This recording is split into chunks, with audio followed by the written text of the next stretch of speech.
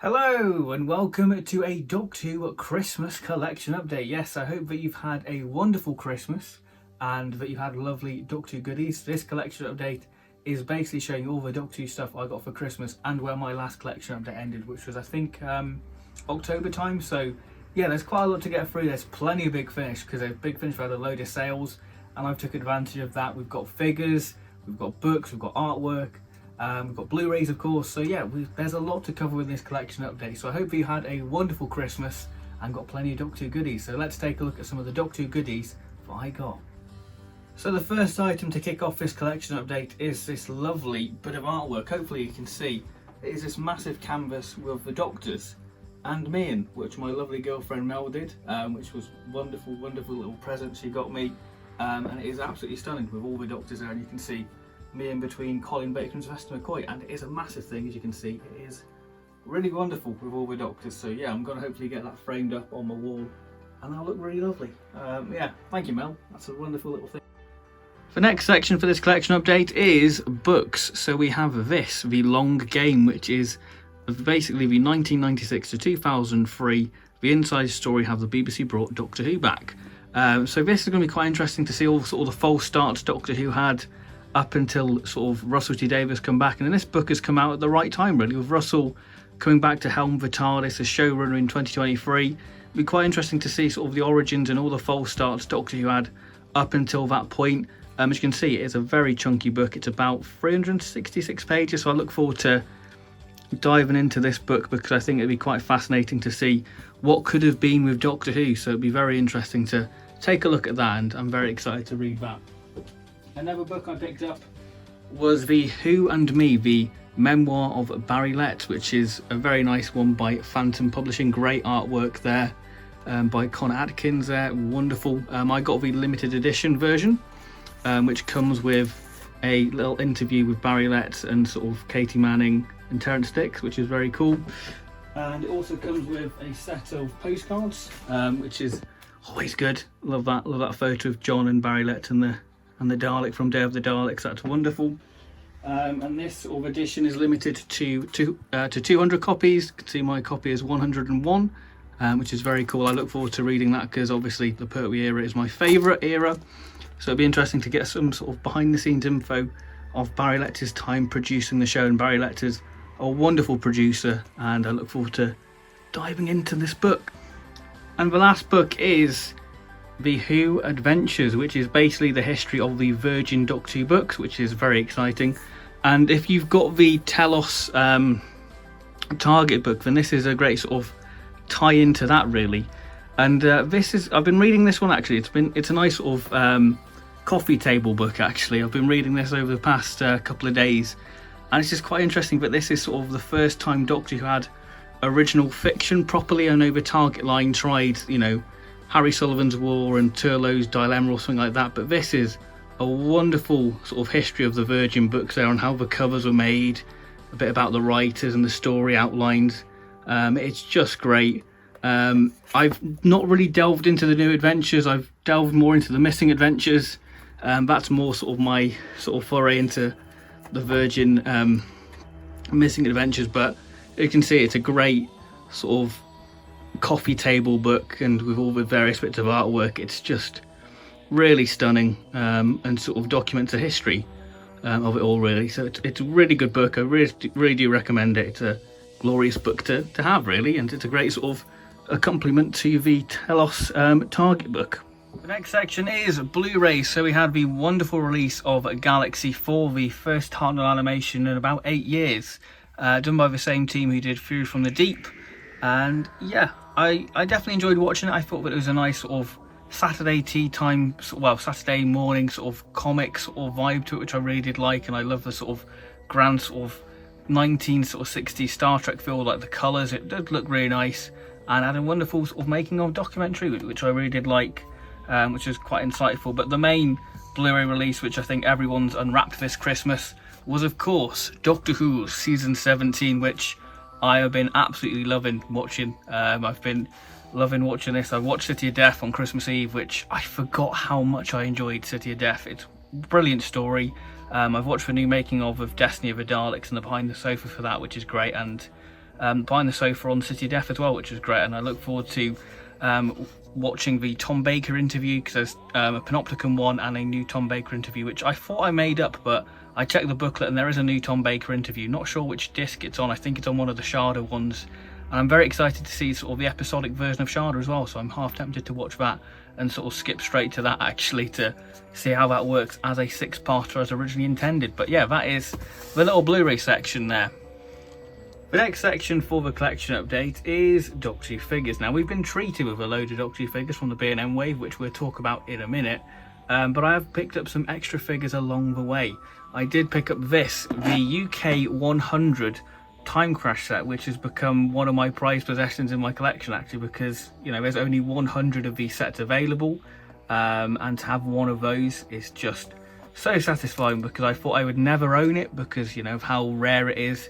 Thankfully, I managed to find it for a good price, because I know these go for about 500 quid, which I did not pay 500 quid for it. I did find it for a pretty good price actually, and I thought it was the cheapest I'm going to get it for, and I'm glad I got it, because, you know, it's such a rare piece for the collection, and the figures are my favourite bit of Doctor Who merchandise to collect actually. They were sort of the merchandise what kick-started my collection, and, you know, I'm trying to complete my Doctor Who figure collection, so to tick that off the list is a real bonus, because I thought that would be always one thing what would escape me.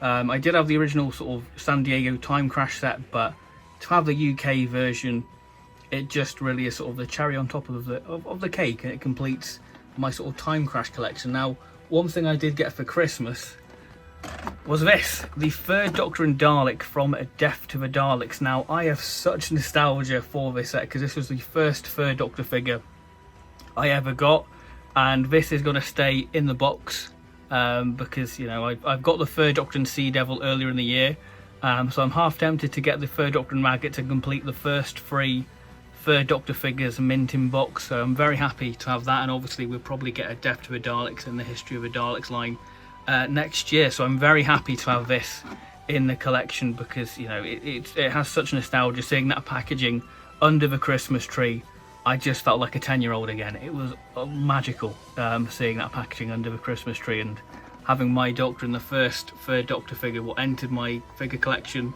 in the packaging. I just have such nostalgia for, and this to me is Doctor Who figure packaging, this sort of blue and orange. It's just wonderful. We did have the B&M figure line. I've done reviews of all of the sets, all variants of the 5 Doctor set, and I've also done my top 10 figures for 2021. So if you want to check that out, I'll leave a link in the description below, and my Doctor Who figure review playlist, so you can check out those reviews as well. So yeah, wonderful lineup of figures. The 5 Doctor sets are wonderful. The first Doctor and TARDIS is absolutely stunning. The Earthshock set's quite surprising. You know, the accessories makes it really wonderful. The Planet of the Daleks set's an utter joy, and the Evil of the Daleks set's quite an underrated set actually. Quite a lot to offer, and yeah, really good lineup of figures at B&M Wave. I really did enjoy it. I think I prefer the Winter Wave to the sort of Summer Wave. I think there's a lot more going on in the Winter Wave than there was in the Summer Wave for me personally. So that is the Doctor Who figure section. Moving on to the audios now. We've got plenty of audio, so if you like your Big Finish, then this is probably going to be the big chunk of this collection update. So we're going to kickstart with not a Big Finish, but a BBC audio, which is Bessie Come Home by Paul Mars. Now, this release has intrigued me ever since it was first announced. I was like, okay, this sounds very interesting, because this story is told from the perspective of Bessie. Now, I love the third Doctor, he's my favourite Doctor, and I adore Bessie. So the idea of a story being told from Bessie's point of view sounds utterly bizarre, but so genius at the same time. And it's by Paul Mars, who is very good at sort of comedic stories. So I look forward to giving that one a go, because I think that'll be quite an interesting sort of story to listen to. Continuing the audio theme, we have the Diary of River Song Series 2. This was done in one of the River Song sales to celebrate, I think, Series 9. I've only listened to the first story of this box set, which I think was the Unknown with the 7th Doctor. It was okay. It was a sort of a traditional story, but I've heard good things about some of these stories, which I think is the second one, 529. That's meant to be a really good story, so I look forward to giving that one a listen at some point. And then we have Series 9 itself, New Recruit, which gonna be honest, I was really underwhelmed with it. The first story is brilliant, even references a place I live near, which was wonderful to hear. But the box set itself wasn't too good. I think that the first two stories are probably the strongest. The last story, I'm surprised not many people have talked about, because there's a character what features within it, which I thought people would be going, oh my god, this character's in this box set. But they've not mentioned it. It's not leaked. There's been no real talk on the last story of this box set, so I'm not going to spoil it if you don't know. I'm sure there are people who've spoke about it on the internet, but I'm not going to spoil it here who returned in this box set. But yeah, wonderful cover art. Probably one of my favourite cover arts of this year. It's just a shame the stories didn't quite match it, I'm afraid. Then we have probably one of the big releases of December, The Year of Martha Jones. For many years we've been crying out for a Martha Jones spin-off with The Year That Never Was, and we've got it. We've got a book, but now we've got an actual 3 stories with Big Finish. Yeah, it'd be interesting if this box set gets another series. But yeah, I've not listened to this box set yet. I've heard interesting reviews of it. But yeah, I'm looking forward to giving it a go, and it's nice that the sort of the Russell T Davies companions have all got a spin-off on Big Finish, which is wonderful. So I might do a video talking about those as like a group. So like Dimension Canon, Donald Noble Kidnapped, and Martha Jones. I think that'd be an interesting way of looking at which is the best spin-off for the companions, really. Yeah, Big Finish have done a load of sales, and that's why I've picked up quite a few, because we had Doctor Who Flux, and I picked up Unit Extinction, part of the Doctor Who Flux sales. Heard good things about this set, and it's been a set I've been meaning to get for a long time, and it's the Autons, and I love me some Autons, and I look forward to diving into that box set actually, because I think it'll be a really interesting one. Again, part of the Doctor Who Flux saga, I picked up Unit Shutdown. Yeah, apparently this is sort of a dip in quality compared to Extinction, but I'm still excited to give it a go, because it's the only time Unit had sort of an original monster within it, because normally the Unit stuff relies on sort of classic returning or new series monsters within it. And then we have Unit Encounters, which is box set 5. Now this is a breakaway from the Unit format, because the Unit format's normally one story told across 4 adventures, but this is sort of an anthology with Daleks and Sontarans, and sort of a link to Inferno there. Yeah, it'd be interesting to see if Kate Stewart actually fights for Sontarans in this, unlike in Doctor Who Flux. But yeah, I look forward to giving that one a go.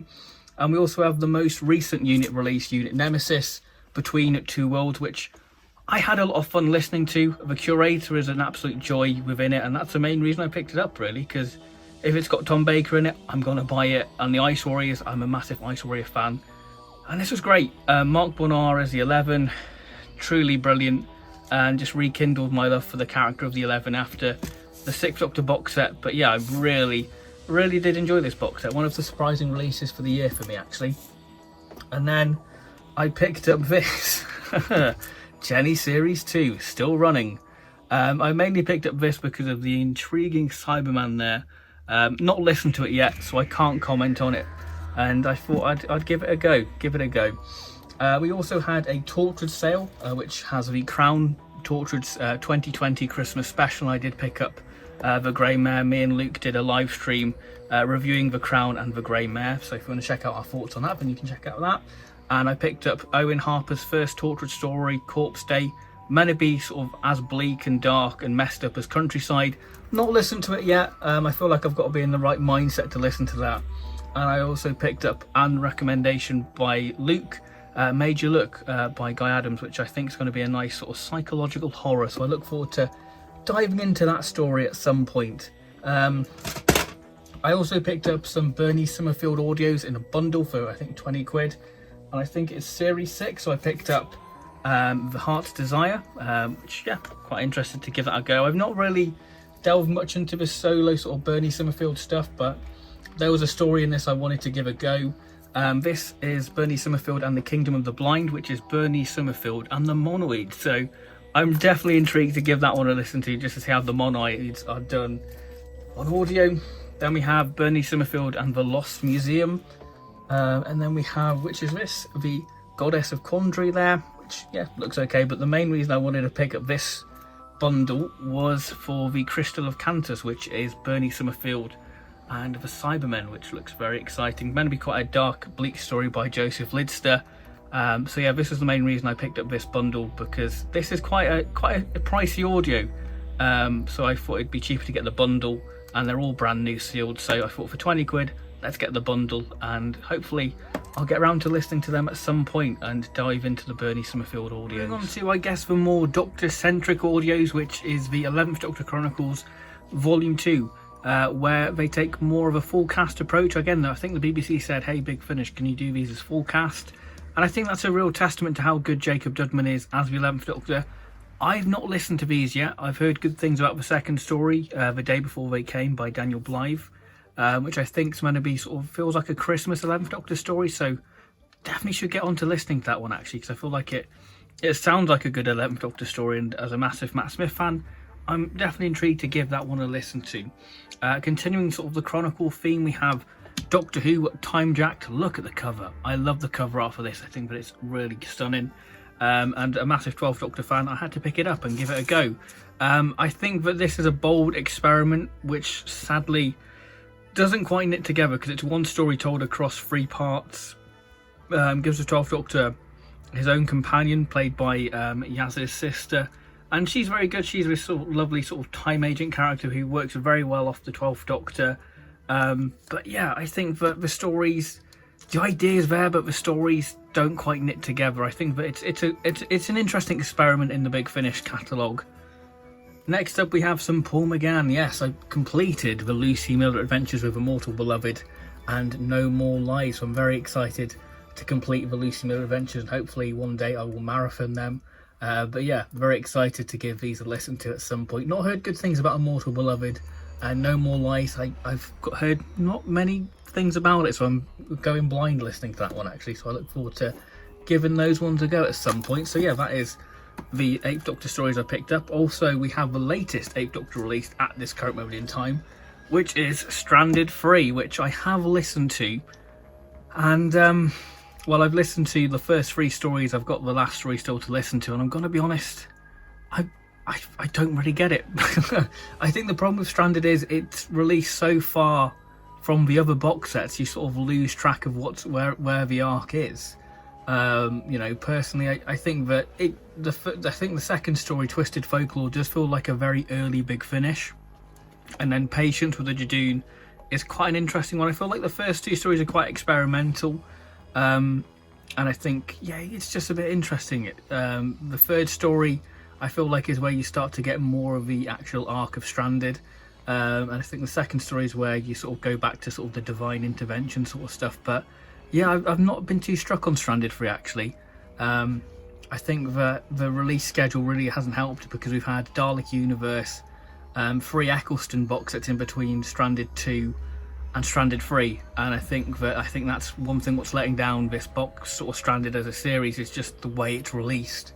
But there's such a big gap between releases, you sort of lose track of where you are. Granted, you can re-listen to them, but yeah, it just seems a bit of a strange one, really, personally. Then we have the 3rd Doctor Adventures of Volume 8, after one of my favourite releases of the year, Volume 7. This had quite high expectations in my list, and Conspiracy in Space by Alan Barnes is a decent sort of, you know, space opera thriller. You know, very much riffs off the James Bond in the 3rd Doctor sort of era theme. And then we have the Devil's Hoof Prince, which is a wonderful little 3rd Doctor sort of, I guess, Christmas special in a way. And that takes sort of a non-conventional route, because part 1 feels like a sort of part 4 in a way. The way it's sort of structured, it's a great story with the 3rd Doctor and Sarah, and a great moment of the 3rd Doctor sort of sledging on a tea tray, and that's a real highlight of the box set for me. So yeah, I'm glad I've picked that up. It's a good box set, not as good as Volume 7, but still a good addition to the 3rd Doctor range. And then we have Lost Warriors, the 9th Doctor box set. I did pick up the vinyl release of this, and yeah, this was a pretty good box set, actually. I did enjoy this one, Lost Warriors. Hunting Season by James Kettle. Yeah, it's Doctor Who does sort of upstairs, downstairs, really, but yeah, it's a weird one. It's a good story, good idea, but I don't feel like it quite knits together. Then we have The Curse of Lady Macbeth, which I think is a really good story.